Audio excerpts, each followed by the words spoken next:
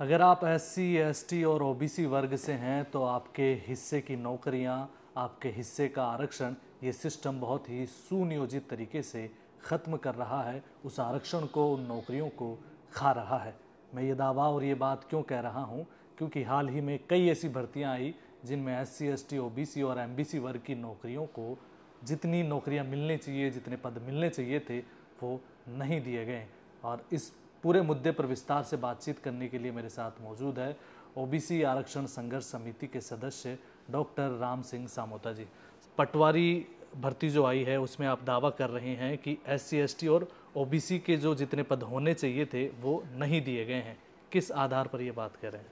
ये जो पटवारी भर्ती का जो विवाद हुआ है वो हुआ है रोस्टर रजिस्टर सही से नहीं बना रखा, और उसकी वजह से OBC, ST और SC के पदों को कम किया गया है। यानी जो आरक्षण संविधान ने और सरकार ने दे रखा है उसके अनुसार पद नहीं दिए गए हैं, और ये जो गलती हुई है इस गलती का मूल कारण रोस्टर है।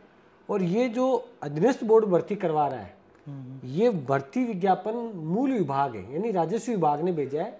उस विभाग की त्रुटियों की वजह से आरक्षित वर्गों के आरक्षण को खत्म करने की एक जो कंटिन्यू लगातार एक साजिश है उसको जारी रखा जा रहा है। पिछले एक साल में तो ऐसी एक भी भर्ती नहीं है जिसमें आरक्षण पूरा दिया गया हो। आपको पटवारी भर्ती में ही 2020 पद हैं, तो उसमें से OBC के 21% के अनुसार 364 पद होने चाहिए, लेकिन 303 ही है, यानी हमें 17% आरक्षण ही दिया गया है। ST के 175 पद दिए गए हैं जबकि होने चाहिए 207, यानी 32 पद कम है। ऐसे ही SC में 229 पद दिए गए, होने चाहिए 278, यानी 51 पद कम है। तो कुल मिलाकर बात यह है कि क्या बेरोजगारों के साथ आरक्षण को देकर भी उनके आरक्षण को छीनने का बैकडोर से जो रास्ता अपनाया गया है वो क्या सही है? ये गड़बड़ कर कौन रहा है? RSS भी कर रहा है या फिर वो पर्टिकुलर विभाग कौन कर रहा है? देखिए सर, ये जो भर्ती एजेंसी है RPSC और जो RSS भी है वो सिर्फ विज्ञापन आता है, उसका एग्जाम करवा के परिणाम बना के जारी करने का ही काम होता है। ये जो गलती की है ये मूल विभाग है, राजस्व विभाग की गलती है। उनके चीफ सेक्रेटरी जो राजस्व विभाग के जो सेक्रेटरी हैं उनकी गलती है। ये मंत्री जी की गलती है जो इस विभाग के मंत्री हैं। मंत्री तो खुद हेमंत मीणा जी, वो खुद ST वर्ग से आते हैं और वो खुद ST वर्ग के बच्चों के साथ ये गलत कर रहे हैं। देखिए, कोई भी सरकार हो, सिस्टम में नेता हो चाहे अधिकारी हो, उनकी प्राथमिकता ये नहीं होती है। बहुत कम नेता हैं, बहुत कम अधिकारी है जिनकी प्राथमिकता नियमों के अनुसार काम करने की रहती है। बाकी कहीं ना कहीं बाइस्ड होके किसी न किसी प्रकार से जो आरक्षण व्यवस्था है बेरोजगारों के खिलाफ फैसले करने की नियति ज्यादा रहती है। इस पूरे मामले को लेकर हमने विपक्ष के नेताओं और सत्ता पक्ष के नेताओं को अवगत करवाया, लेकिन बड़ा दुर्भाग्य की बात है कि 1 महीना हो गया लेकिन सरकार की ओर से कोई प्रतिक्रिया इस पर नहीं दी गई है। जबकि ये मामला विपक्ष के नेताओं ने, लगभग 50 MLAs ने ये पटवारी भर्ती का आरक्षण का मामला सदन में जोर से उठाया है। और हम कैबिनेट मंत्री सुमित गोदारा जी से मिले थे जब अंतिम कैबिनेट बैठक हुई थी उससे पहले, और हमने उनको बाकायदे इस रोस्टर रजिस्टर जो राजस्व विभाग का खुद का है, जो मैंने आपको भी अभी अवगत करवाया, किस प्रकार से ये रोस्टर क्या होता है और इसमें किस तरह से घालमेल कर रहे हैं अधिकारी, वो बताइए आप। देखिए, रोस्टर आरक्षण नियमों की पालना के लिए रोस्टर होना जरूरी है, अन्यथा आरक्षण नियमों की पालना नहीं हो सकती। सुप्रीम कोर्ट का ऑर्डर है। उसके बाद में राजस्थान में रोस्टर नहीं बनाए गए वो त्रुटिपूर्ण है। इसका एग्जाम्पल ये खुद का राजस्व विभाग का जो रोस्टर है 2020 का 1 अप्रैल का, वो मैंने आपको भी अवगत करवाया कि जो विद्यार्थी कन्हैयालाल 1984 में सिलेक्शन हुआ है पटवारी में और उसकी कैटेगरी OBC है और उसको रोस्टर में OBC में सिलेक्शन माना गया है, जबकि बड़ी गंभीरता की बात यह है कि 1984 में OBC का किसी भी प्रकार का आरक्षण नहीं था। इस प्रकार की बहुत सी त्रुटियां हैं। यानी कि जो व्यक्ति ज्वाइन होता है 1984 में उसे ओबीसी का आरक्षण दे दिया जाता, जबकि 84 में तो ओबीसी का आरक्षण था ही नहीं। बिल्कुल, ये रोस्टर बनाया हुआ है, लेकिन रोस्टर को संधारण करने में जानबूझ के इस प्रकार की जो गलतियां की जा रही है, उसी का परिणाम है कि आज पटवारी की भर्ती में ओबीसी, एससी और एसटी के पदों की संख्या कम है। और जब तक रोस्टर को आप सही से नहीं बनाओगे, तब तक इस प्रकार की आरक्षण विसंगतियां होती रहेंगी और इसका भुगतान बेरोजगार व्यक्ति जो युवा है वो कर रहा है। उस सबसे बड़ी बात यह है रमेश जी कि बेरोजगार युवा नेताओं के चक्कर काटे, घर वालों को समझाए, कोचिंग करे या इन आरक्षण विसंगतियों को दूर करवाने के लिए आंदोलन करे। जब कोई बेरोजगार व्यक्ति घूमता है तो उसके ऊपर अलग अलग प्रकार के आरोप लगाए जाते हैं, लेकिन ये जिम्मेदारी जनप्रतिनिधियों की है कि वो किस प्रकार से जनता के चुने हुए लोग हैं और उनका जो अधिकार है, संविधान प्रदत्त आरक्षण है, उसको लोगों को पूर्ण रूप से उसका फायदा मिलना चाहिए। एक बड़ी इंटरेस्टिंग सी बात है कि प्रदेश में सरकार की तरफ से सभी वर्गों की बच्चियों को स्कूटी दी जाती है। ईडब्ल्यूएस को भी दी जाती है, एमबीसी को भी दी जाती है, एससी को भी दी जाती है, एसटी को भी दी जाती है। लेकिन जब इन आंकड़ों को देखते हैं तो पाते हैं कि ओबीसी वर्ग की छात्राओं को स्कूटी ही नहीं दी जाती है। क्या गड़बड़ हो रही है और कब से ये इस तरीके की गड़बड़ है? ये देखिए, जो रमेश जी कालीबाई भील मेधावी छात्रा स्कूटी योजना है, ये लगभग 16-17 से चल रही है और पहले 20,000 थी, फिर इसको पूर्ववर्ती सरकार ने 30,000 की, वर्तमान सरकार ने इसको 35,000 की। ओबीसी को स्कूटी अन्य वर्गों की तरह प्रत्यक्ष से नहीं दी जाती है। इसकी बात सदन में प्रमुखता से पिछले सेशन में, आज से 6 महीने पहले जो सेशन हुआ था, उसमें मनीष यादव जी ने प्रमुखता से रखी थी। 295 के तहत भी क्वेश्चन लगाया था, 111 के तहत भी प्रश्न लगाया था, 295 के तहत लगाया था। शिकामिल बराला जी ने कहा, विकास चौधरी जी ने, ललित यादव जी ने, हरीश चौधरी जी ने, टीकाराम जी ने, बहुत से विधायकों ने इस बात को रखा, लेकिन प्रमुखता से मनीष यादव जी ने इस बात को रखा। और जो सदन में जो प्रश्न किया गया, उसका जो ये जवाब है लिखित में, ये उनके प्रश्न का जवाब है और इसमें बिल्कुल स्पष्ट रूप से स्वीकार किया गया कि 30,000 स्कूटियां 2024-25 में वितरण की गई। उसमें जिस प्रकार से एससी को प्रत्यक्ष से, एसटी को प्रत्यक्ष से, एमबीसी को प्रत्यक्ष से, ईडब्ल्यूएस को प्रत्यक्ष से स्कूटियां वितरण की जाती है हर साल, लेकिन ओबीसी वर्ग की छात्राओं को एक भी स्कूटी प्रत्यक्ष से नहीं दी जाती है। जबकि गंभीर सवाल है कि 30,000 स्कूटी वितरण में क्या ओबीसी वर्ग की छात्राएं योग्य नहीं हैं, या फिर ओबीसी वर्ग के छात्राओं को स्कूटी देने की मंशा सरकार नहीं रखती, या फिर जो नीति निर्माता हैं वो नहीं रखते।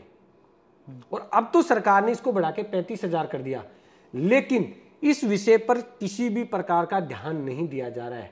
लेकिन कुछ ओबीसी की छात्राएं हैं जिनको स्कूटियां मिलती है, वो किस कोटे से मिलती है? वो उच्च शिक्षा विभाग स्कूटी देता है, वो एक ओबीसी को नहीं देता है। बाकायदे इसमें पर्सन में जो नोटिफिकेशन आता है स्कूटियों का, उसमें लिख रखा है कि उच्च शिक्षा विभाग छात्राओं को स्कूटी देता है, उसमें सभी वर्ग होते हैं।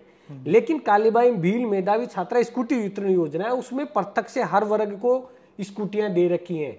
तो क्या ओबीसी की छात्राओं को स्कूटी नहीं देना क्या सामाजिक समरसता है, या फिर समाज को तोड़ने का काम है, या आपसी समाज में द्वेष भावना फैलाने का काम किया जा रहा है? पटवारी भर्ती राजस्व विभाग करवाता है और उसके मंत्री हैं हेमंत जी, जो कि एसटी वर्ग के हैं। ये जो स्कूटी वाली योजना है समाज कल्याण विभाग देता है, इसके मंत्री अविनाश गहलोत जो कि ओबीसी से आते हैं। यानी कि जो जिन दो बड़े विभागों के जरिए एसटी वर्ग और ओबीसी वर्ग के छात्रों के साथ, उन समाज की बेटियों के साथ जो भेदभाव हो रहा है, गड़बड़ियाँ हो रही है, उन्हीं विभागों को रिप्रेजेंट करने वाले खुद जो मंत्री हैं वो उन्हीं वर्गों से आते हैं। तो ये मंत्रियों के संज्ञान में नहीं है, या फिर ये गड़बड़ी कर कौन रहा है? रमेश जी, पूर्ववर्ती सरकार कांग्रेस की थी, उस समय भी हमने तत्कालीन उस शिक्षा मंत्री और सामाजिक न्याय के जो मंत्री थे उनको अवगत करवाया था, मुख्यमंत्री जी तक अवगत करवाया था, लेकिन इस बात को गंभीरता से उन्होंने भी नहीं लिया। वर्तमान सरकार है, इसमें भी हमने सब लोगों को अवगत करवाया है, सदन में प्रश्न लगाया, सदन में बात उठी है। सरकार का दायित्व बनता है कि जब कोई बात सदन में उस पर चर्चा हो रही है तो उस पर विभाग संबंधित उस पर कार्रवाई करे। इन्होंने बाकायदे उत्तर जो जवाब दिया उसमें लिखा है कि प्रत्यक्ष ओबीसी को कोई स्कूटियां दी नहीं जा रही हैं। अगर नहीं दी जा रही हैं तो सरकार का काम है कि स्कूटियां दी जाए। लेकिन आप जो कह रहे हो कि प्राथमिकता में क्यों नहीं है, उसका कारण मोटा मोटा यही है कि जो नेता है, हमारे जनप्रतिनिधि है, उनका किसी का भी बच्चा, यानी उनकी कोई भी छात्राएं, बेटी, उनके रिश्तेदार, निजी लोग, उनकी टीम के लोग या सलाहकार का कोई भी व्यक्ति उच्च शिक्षा में सरकारी महाविद्यालयों में नहीं पढ़ रहा है। जो अधिकारी हैं वो भी अपने बच्चों को अच्छे एजुकेशन इंस्टीट्यूट में पढ़ा रहे हैं, चाहे वो प्राइवेट हो, चाहे टॉप हो, चाहे प्रदेश से बाहर हो, तो उनको भी इसका लाभ नहीं मिलेगा। व्यक्ति इसको प्राथमिकता में कब रखता है? जब उससे जुड़ा हुआ सीधा मुद्दा हो। सामाजिक न्याय की बात करना, सामाजिक अन्याय के खिलाफ लड़ना, ये सिर्फ आज के समय में थोती बातें हो गई हैं। लेकिन ये सबको पता है कि स्कूटियां नहीं दी जा रही हैं, और जो लोग इसके लाभ लेना चाहते हैं उनकी इतनी पहुंच नहीं है, या फिर वो सक्षम नहीं है कि वो अपने जनप्रतिनिधियों को कह सके और कहने पे उस चीज का समाधान हो सके। जिन लोगों ने, जिन जनप्रतिनिधि इस बात को प्रमुखता से रखा है, उनका हम धन्यवाद भी करते हैं, लेकिन उम्मीद करते हैं कि इसका जल्दी समाधान होगा। अन्यथा हमें इसको और एक अन्य बड़े मूवमेंट के रूप में सामने, सरकार के सामने खड़ा करना पड़ेगा। राजस्थान की नेशनल लॉ यूनिवर्सिटी, जिसमें असिस्टेंट प्रोफेसर, प्रोफेसर और एसोसिएट प्रोफेसर के पदों पर वैकेंसी निकाली जाती है, बाकायदा SC ST और OBC के पदों पर भर्ती भी निकाली जाती है, लेकिन जब रिजल्ट आता है तो उसके आगे लिखा हुआ आता है कि NFS, यानी कि not suitable, not found suitable. ऐसा क्यों? मतलब क्या इन वर्गों में कोई सुटेबल कैंडिडेट है ही नहीं, या फिर क्या वजह थी ये? देखिए रमेश जी, NLU जो जोधपुर विश्वविद्यालय है उसमें वैकेंसी निकाली असिस्टेंट प्रोफेसर, एसोसिएट प्रोफेसर और प्रोफेसर की। और ये जो NFS का खेल है, नॉट फाउंड सुटेबल, ये पूरे देश में हो रहा है, लेकिन प्रदेश में ये पहला मामला। इससे पहले भी एक बार हुआ है राजस्थान विश्वविद्यालय में, लेकिन ये गंभीरता से, यानी इस NFS की जो गंभीरता है वो इस प्रकार से ज़्यादा इसलिए सामने आ रही है कि पूरे देश में सेंट्रल यूनिवर्सिटीज़ में, चाहे दिल्ली विश्वविद्यालय हो, चाहे इलाहाबाद विश्वविद्यालय हो, चाहे कोई भी विश्वविद्यालय हो, उन सब में ये खुलेआम हो रहा है। तो राजस्थान में ये फिर से वापस, पहली बार वापस इस चीज़ को, प्रोसेस को दोहराया जा रहा है। इसका सीधा सा अर्थ यही है कि आरक्षण के अनुसार पद दे दिए, और जब भर्ती की जा रही है तो उनको सिलेक्शन नहीं किया जा रहा है, ST SC OBC MBC के बच्चों को। सवाल ये है कि क्या हुआ कि जो व्यक्ति इंटरव्यू दे रहा है वो नेट है, सेट है, PhD कर चुका है, वो योग्यता रखता है राष्ट्रीय लेवल की, जो अन्य बच्चे पात्रता रखते हैं वही। लेकिन विश्वविद्यालय में API स्कोर 2018 के रेगुलेशन के अनुसार अब ये क्या कर रहे हैं, स्क्रूटनी करने के बाद में जो चयन की प्रक्रिया है उसमें फाइनल आधार साक्षात्कार है।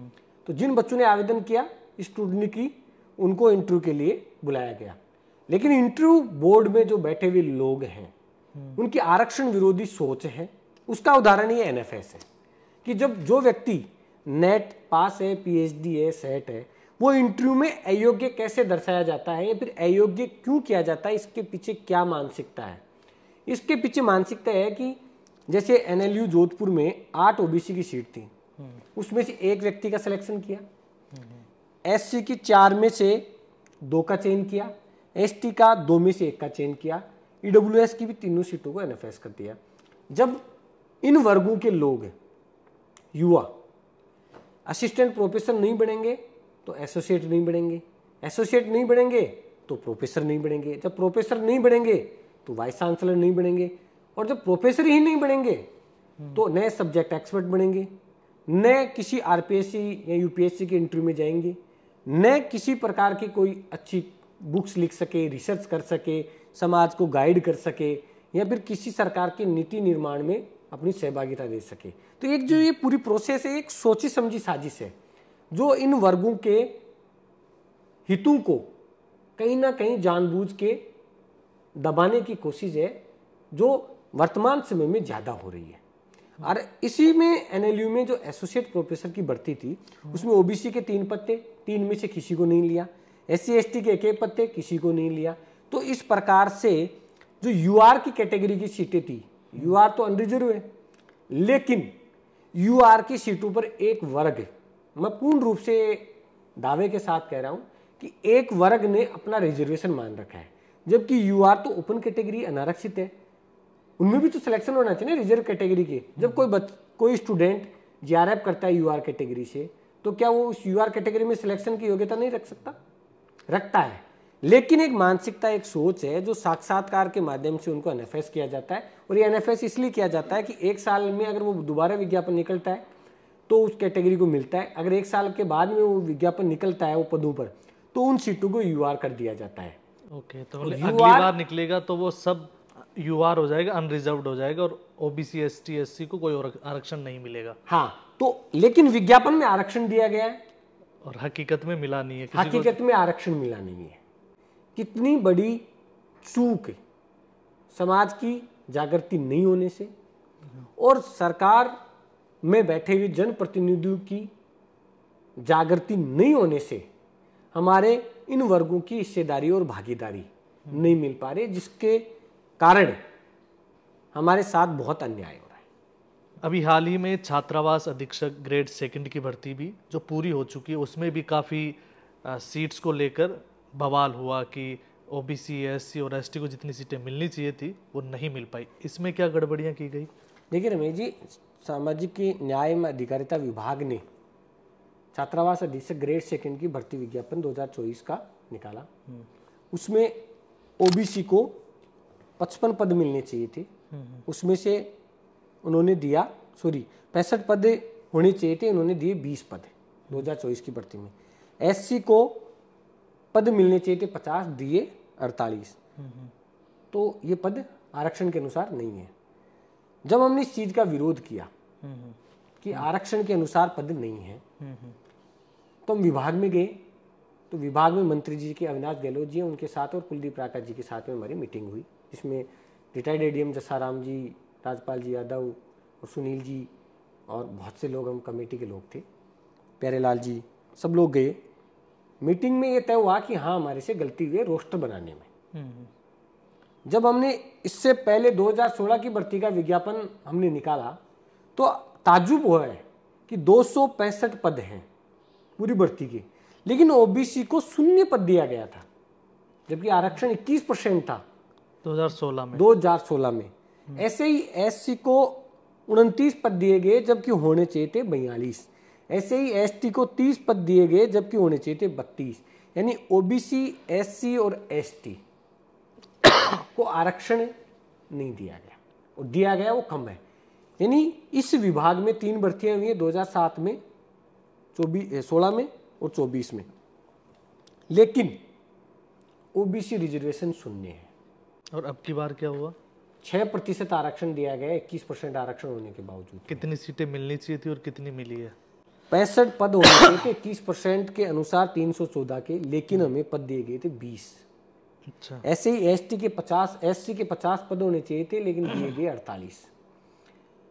और जब इस चीज का सारा का हमने प्रोटेस्ट किया और आरपीएससी को लेटर लिखा, इसने समाज कल्याण ने, वो डाटा इन्होंने मंगवाया, इन्होंने वापस डाटा भेजा, इन्होंने 6 महीने से इस बात को घुमा के रखा।